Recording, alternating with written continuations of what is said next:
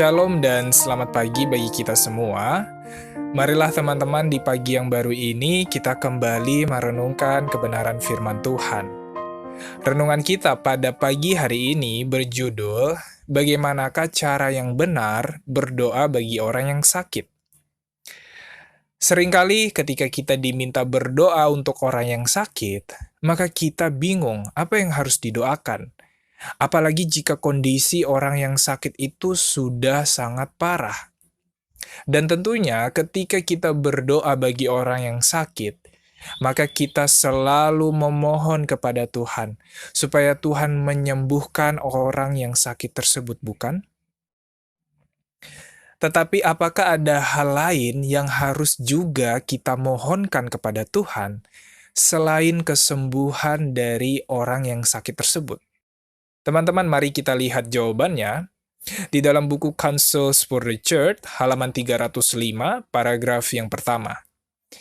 Di sana dikatakan dalam doa bagi orang sakit, wajiblah kita ingat bahwa kita tidak tahu bagaimana sebenarnya harus berdoa. Roma 8 ayat 26. Kita tiada mengetahui apakah berkat yang kita minta itu yang terbaik atau tidak. Oleh karena itu, doa kita patutlah berbunyi demikian.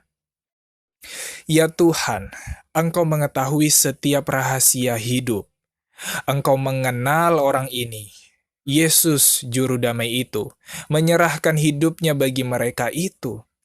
Kasih-Nya bagi mereka itu lebih besar daripada kasih kami. Jika ini akan mempermuliakan nama-Mu dan jadi kebaikan bagi si penderita, kami memohon di dalam nama Yesus agar mereka disembuhkan.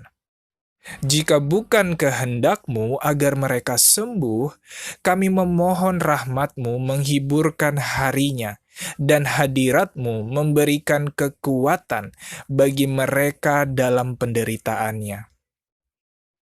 Wah, sungguh sebuah doa yang penuh dengan pengharapan dan terasa sekali ketergantungan yang sangat kuat kepada Tuhan.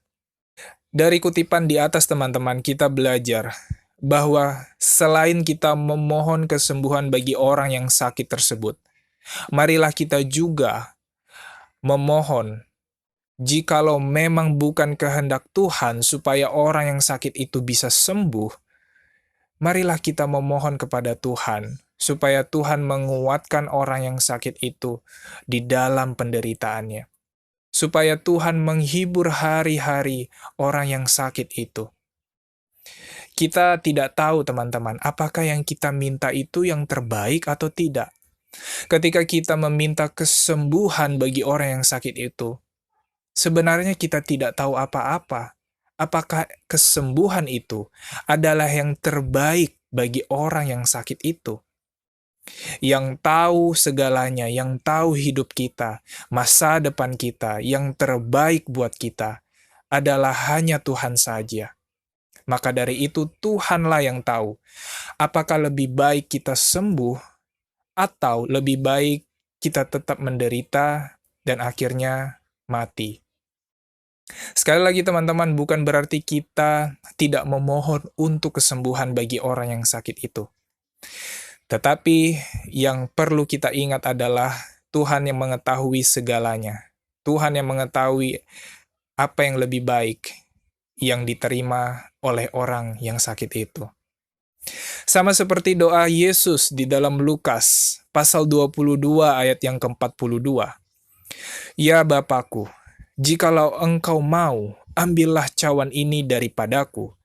Tetapi bukanlah kehendakku, melainkan kehendak-Mu lah yang terjadi. Biarlah ini teman-teman menjadi contoh doa bagi kita semua. Di sini Kristus memohon supaya Ia tidak melalui penderitaan. Tetapi di saat yang sama juga, Dia memohon kepada Tuhan untuk jadilah kehendak Tuhan. Karena Tuhan tahu yang terbaik, walaupun Ia minta supaya tidak melalui penderitaan, tetapi Kristus tetap menyerahkan hidupnya di dalam kehendak Bapa.